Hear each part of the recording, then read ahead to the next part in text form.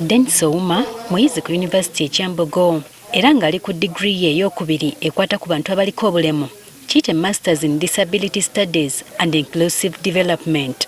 Ku myaka 23 mu 2008 yafuna akabenje akamuviirako okukutuka enkizi. Nafuna obukosefu ku nkizi kye bayita spinal cord injury era kitegeeza nti kyaffectinga enkola y'omubiri, system y'omubiri. Ng'assuuse yakomawo n'obulemu nga tasobola kukosa magulu ge wadde emikono.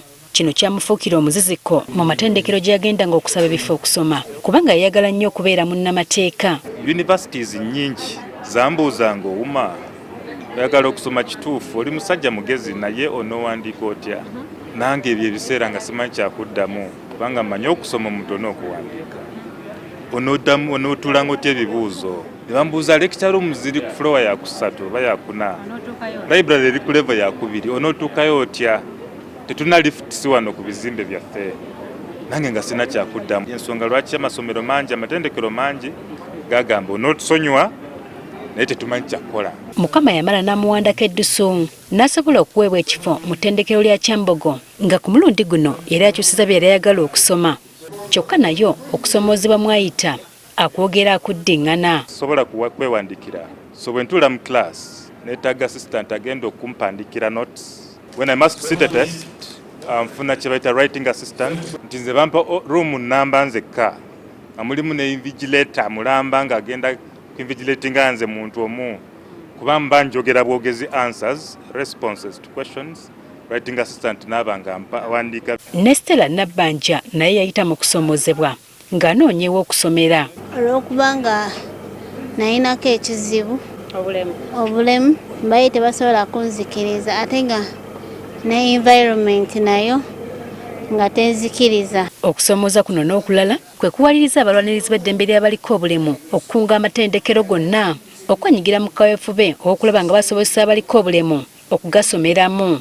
We want to focus education stakeholders' attention, governments, universities, researchers and advocates of inclusive education to higher education. Olukuŋŋaana luno lwetabiddwamu ebitongole by'obwannakyewa ebirwanira eddembe ly'abaliko obulemu, abayizi abaliko obulemu, abakungu okuva amatendekero ag'enjawulo mu buvanjuba bwa Africa n'abalala.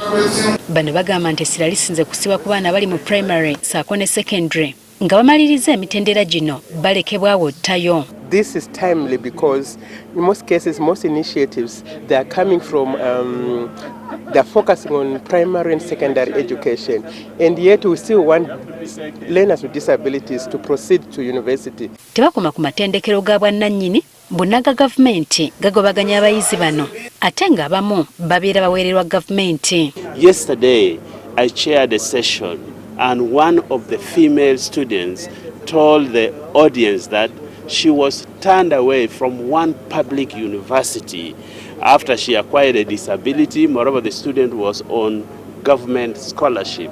Kino kibakosa mu kufuna emirimu n'okwongerayo ebiruubirirwa byabwe. If persons with disabilities do not attain a higher education qualification, they are likely to get the lowest of jobs, and that will mean that they may not afford a decent life with dignity. All universities, all, are mandated under the National Council for Higher Education, under Universities and Tertiary Institution Act, to admit learners with all manners of disability. Kizuuse nti ebirooto by'abayizi abaliko obulemu bingi bituulwako olw'okulemererwa okufuna obukugu ng'ettabwe eva ku matendekero obutaba meeteefuteefu kubatendeka ekintu ekitta ebiseera byabwe eby'omu maaso. Jennifer Kabale, Agafeeyo ku Spark TV.